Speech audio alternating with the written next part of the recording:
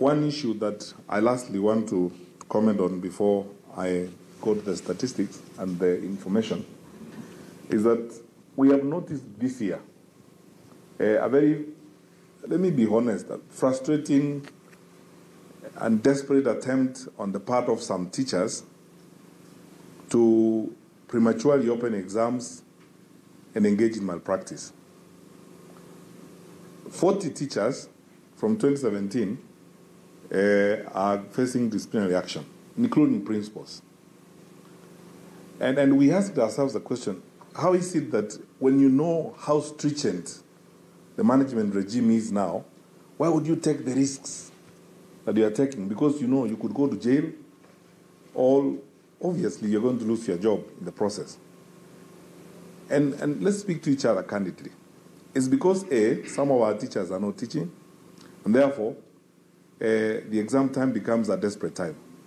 So you want to go to whatever extent, even to the despicable extent of seeing a paper for only 30 minutes, because the difference between the first and second paper was probably 1 hour. So even if you open it, by the time you take a screenshot and send it, that's probably about 30 minutes or so. It's not going to help anybody. That desperation is partly as a result of performance. This is related to non-teaching. And of course, bad habits, some of which have not gone away. In some cases, we acted sternly. And I have no regret about it. We deregistered one school.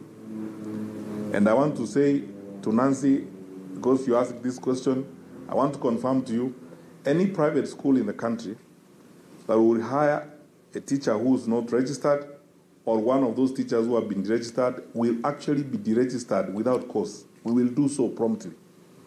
We are acting firmly in defense of our children. There are certain things we will not accept. And then we have to be clear with each other.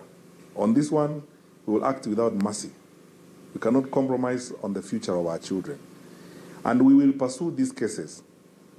We have also realized that because the process of dealing with these disciplinary cases from the point of view of criminal prosecution is not fast enough, you have, offending colleagues who believe they can get away with it. For example, the 700 cases of examination cheating in 2015 have not all been sorted out. And so, 3 weeks ago, we formed a multi-agency task team.